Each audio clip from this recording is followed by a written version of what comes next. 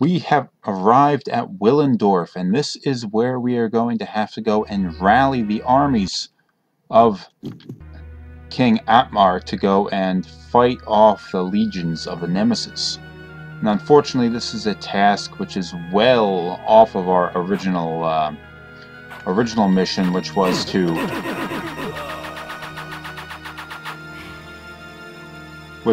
go and cleanse the pillars of their corruption. Of course, this isn't the first time that we were drawn off of our task. Back when we couldn't defeat Malik, we had gone on a side mission to go and find somebody who could help us out. And in this case, we're going to have to go and rally the troops of King Atmar to go and fight Nemesis.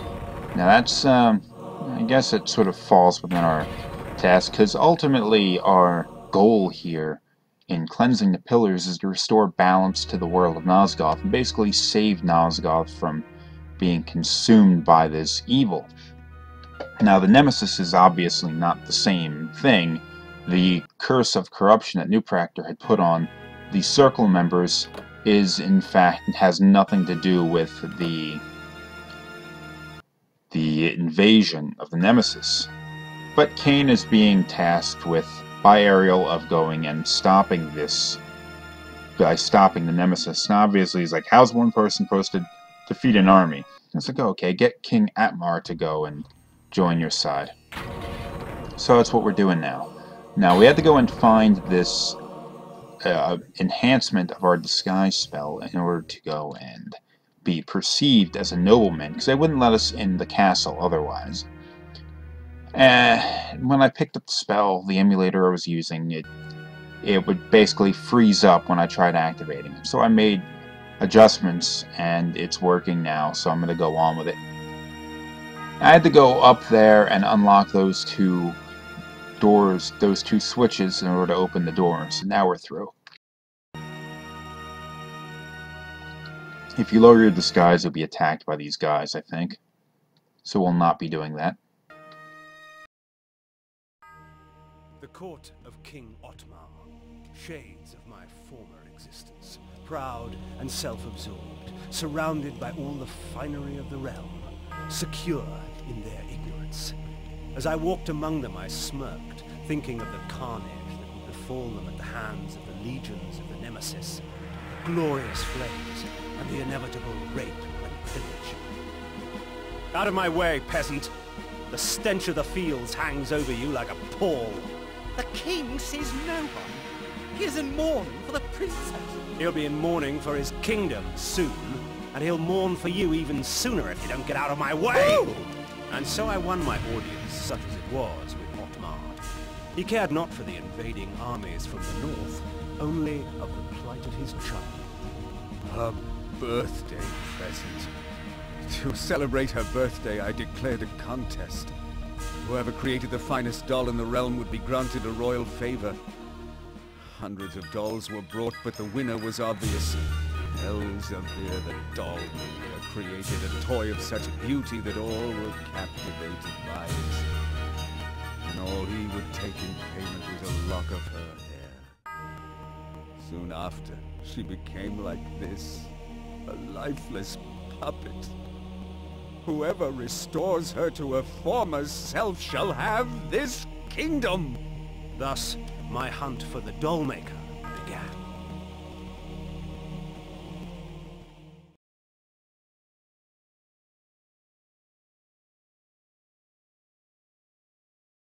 My daughter. I fear I shall never hear her delicate laugh again. Oh. Otmar slumped on his throne like a rag doll, his beard matted with tears of his own self-pity.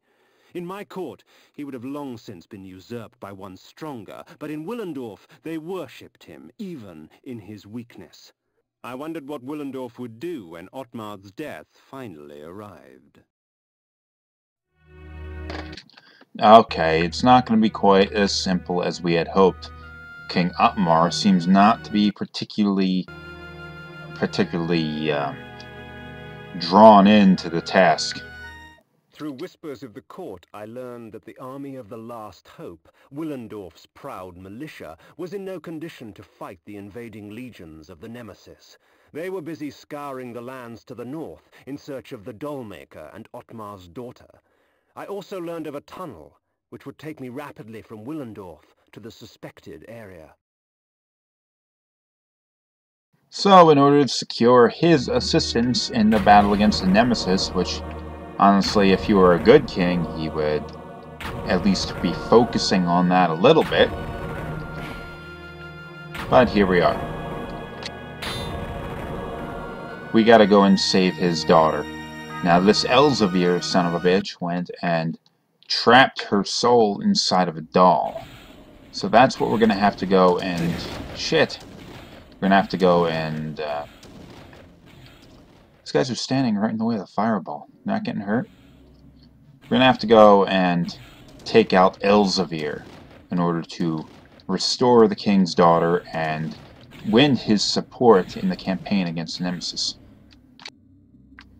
It isn't the first time that we've been drawn off of our main mission, but yeah, it does seem like a bit of an irritation, doesn't it? Oh, hold on. I got to... Damn. There we go. That's better. Now, here's an irritating thing about this.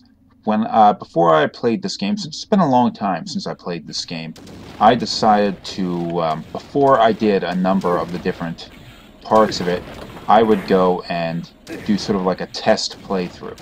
So I'd play through the area, and then I would go and play through it, recording the gameplay. So I would not be stuck wandering around like an idiot too much, trying to figure out my way through. But after so I went and I played this part, and then I played the next part, and then I got to the end of the game right after that. So I played through all these areas, just trying to get a good idea of what I need to do, so I don't screw up too much. So then I start recording the episode. And I get to the end, and I realize, oh my god, you can hear me talking, but you can't hear the game. The game's not making enough noise. It's not loud enough. Turns out I turned the volume down on that. So you couldn't hear what was being said by Kain or the other characters. So I'm like, damn, I have to go and record this episode again. It was irritating.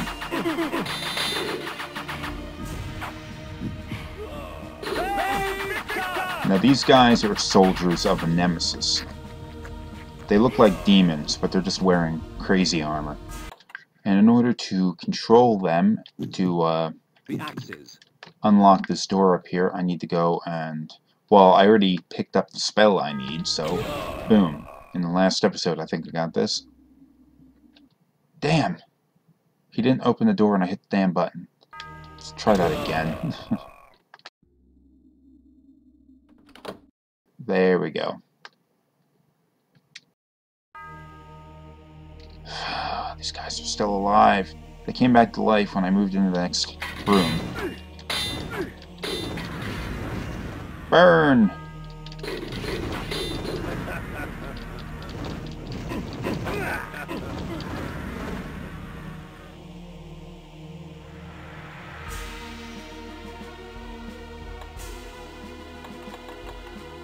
Not enough magic.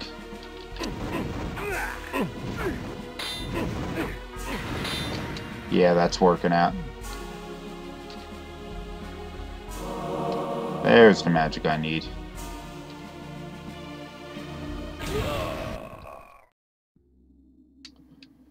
Now, all the different weapons you have in this game obviously all have their ups and downs, their advantages and disadvantages. And while the... Oh, hold on, let me change this up a little bit first. Now, while the axes are often considered, by me at least, to be not a particularly good weapon because you can't use magic, your defense is quite poor, and you need to really be using these weapons like this to take out the more powerful enemies. They they are quite useful when you're using the blood armor, because you just mow your way through these guys and get your blood without even feeding on them. Like, oh shit! It's just too many of them.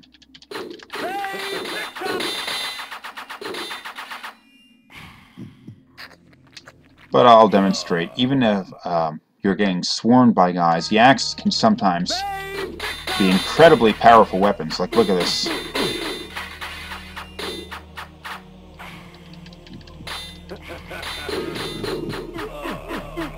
Look how many guys I just killed. That was ridiculous. So many it even slowed down the game. It slowed down the game quite crazily. A ridiculous amount of slowdown. Ah, took another hit.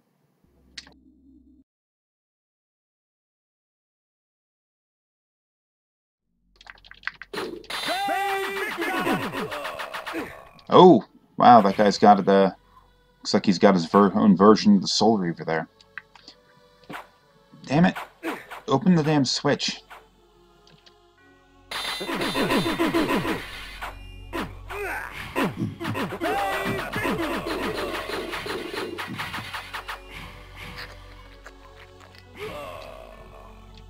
There's the thing that they did in this game, and it'll kind of confuse you a little bit. The game did continue on to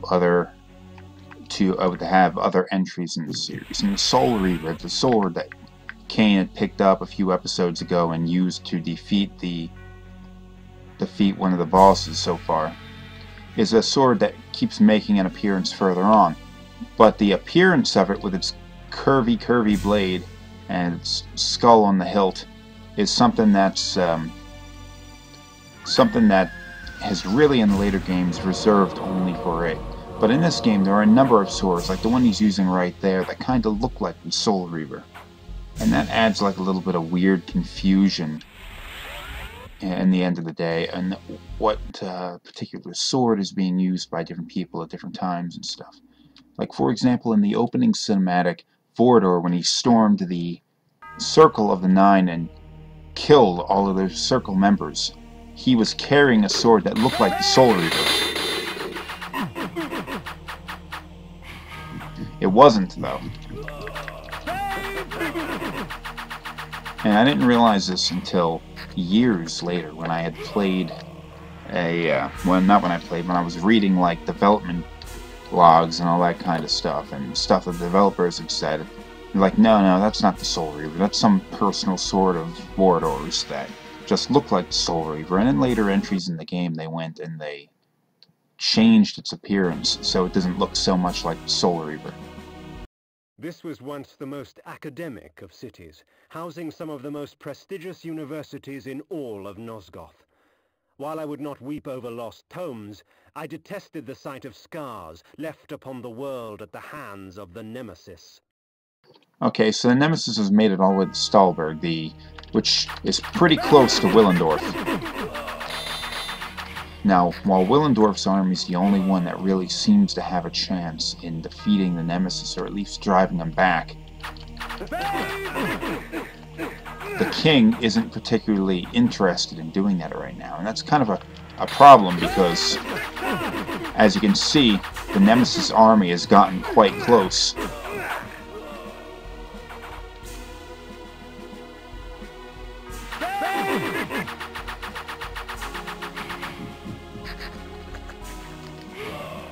And the Nemesis army is quite close. They've already attacked this town, and this is basically like the neighbor of Willendorf, or at least it looks like it. So unless we go and get this Dollmaker killed and get the king's daughter's soul back, shit's gonna be coming to Willendorf a lot sooner than we'd hoped for, and basically just like kick the shit out of them. So we're gonna have to go and do this now.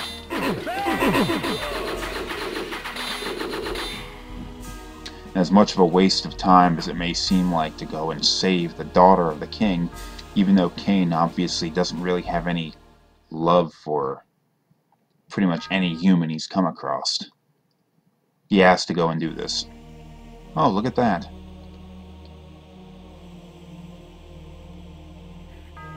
What, no vista marker? Okay, there's nothing to be said. Anyway, that's a statue of the Nemesis, the king of whatever this place is supposed to be called, Land of the Nemesis. Now, here's something of note. Even though I was just talking about how a lot of swords look like the Soul Reaver, but actually aren't, that sword that the Nemesis is holding is in fact the Soul Reaver. It was a sword that he used when he was younger, even though the depiction of it in that statue is a little bit off of what it looks like in game, looks like on the status screen, because it doesn't have a skull mounted on the hilt.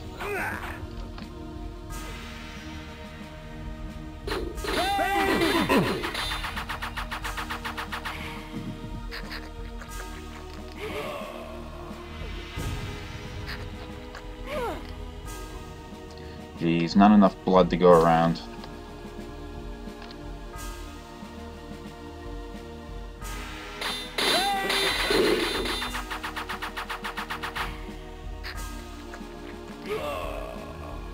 Alright, so this is the third time I've played through this area today.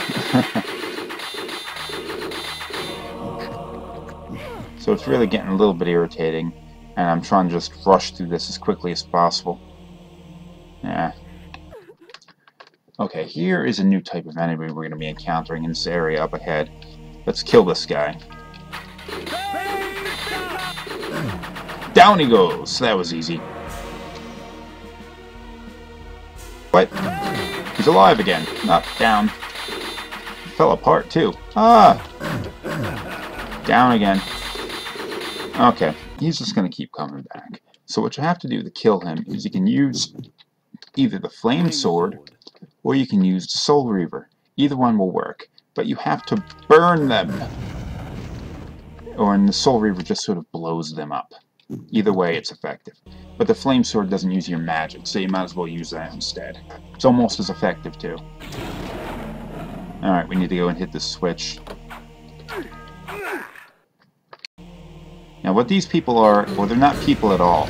They're animated dolls. I guess this Elzevir guy is going and stealing the souls of people and putting them in dolls in order to, I don't know, make his own little army here.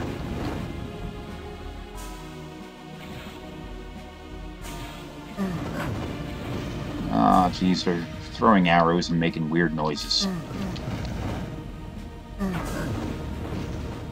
Chumps ain't got nothing on me. Nothing. Alright, we're about 18 minutes into this episode. Wow, that's longer than I was thinking. But I'll get through this. I can probably do this dungeon in about 10 minutes.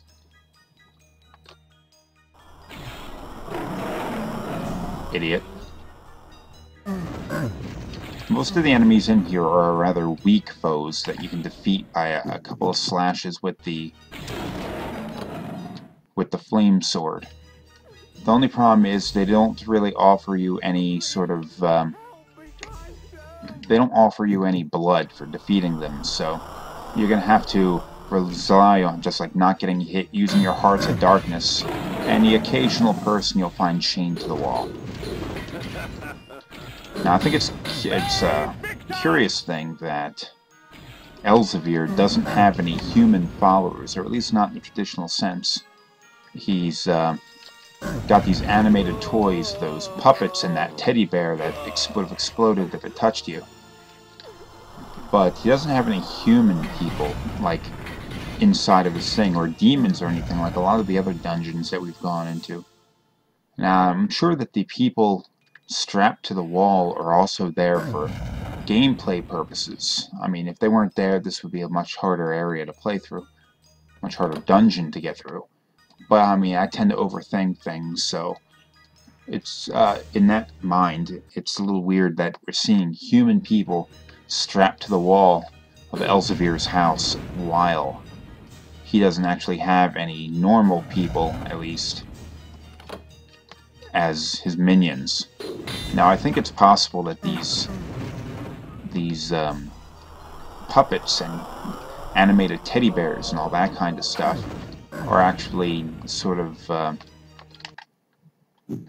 ah, shit, never mind.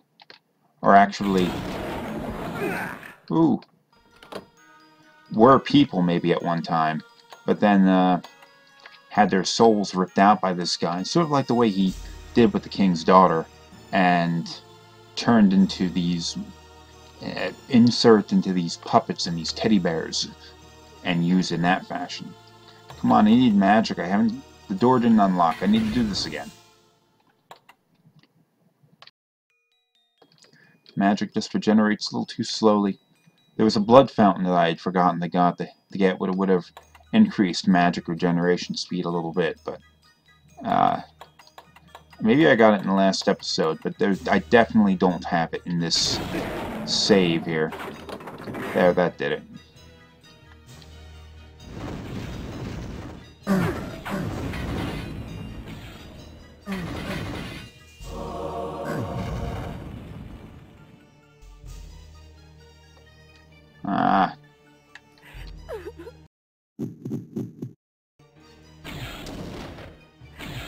This lightning attack doesn't really do good against enemies anymore. They're too strong for it, and it never affected bosses. But it's still good for opening up switches. Damn teddy bear makes a crazy grunting noise when you set it on fire. Explosive teddy.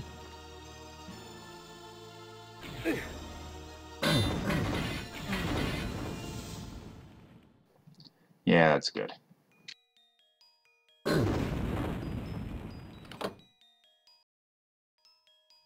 Ah, okay, we're good. Center passage is open. Ooh, blood vial. Transform into your doggy form. I'm not really going to be using a lot of items from this point forward, so I'm not going to be collecting every single thing I see. So I'm going to avoid picking that up.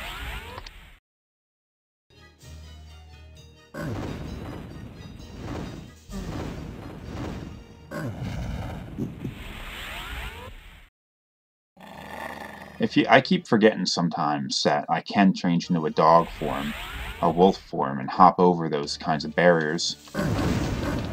Oh, jeez. Ah, there we go. Okay, we're almost there, I think. Hey, Victor! I am not a kind sir. How do you even know I'm here? You can't see me. Weird place he lives in. No door, no actual rooms, just a bunch of weird corridors.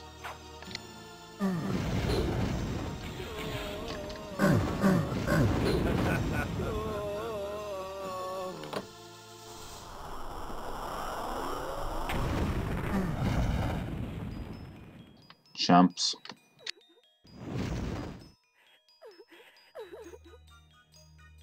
Ooh, a feast!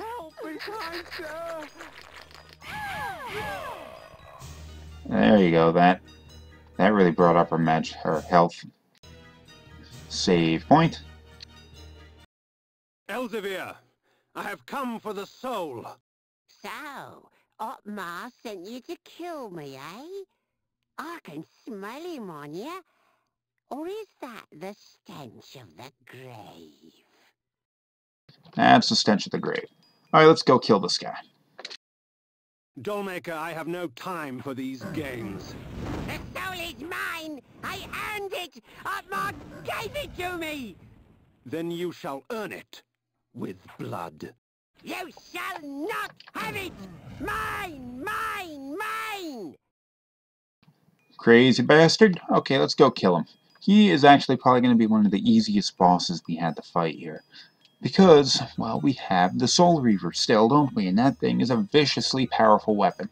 So I'm going to do what I should have done before in the last boss battle, and raise the shield. Go and... ah, jeez, I gotta go in the right pause menu. Pull out my items. Where is it? There we go. Now I can use this to regenerate my magic. And now that that's regenerated, jump over to me Soul Reaver. The Soul Reaver, Wraith Armor. And now just hack his head off. Farewell, my love.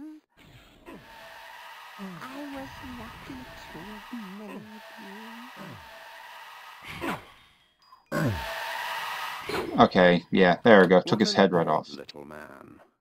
Now, to find the soul.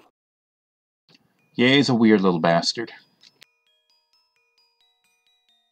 Elzevir imprisoned the girl's soul in a small fabric doll. The old man's intentions I shall never know. And perhaps we don't want to know. Now, obviously, oh geez, it's a creepy looking thing. We have to go out of here and return the soul to King Atmar. Now, this is certainly a difference between someone like Kain and someone like Elzevir. Kain looks at Elzevir as being this pesky little freak that I guess he wouldn't even really consider to be worth his time normally if he had really could have helped it in any way. But he needs his army, so that's why he is even bothering to take him on.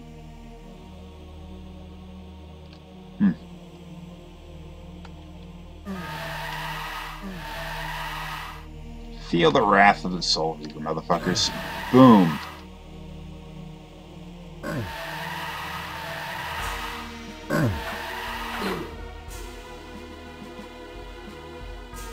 But that shows us real difference between a person like Kain, who, although he's a sociopathic, murderous killing machine, he is not like he's not like the Nemesis, where he's taking over entire cities and burning places to the ground and killing millions and millions of people and like the drop of a hat and all that kind of stuff, or for whatever ambitions he has.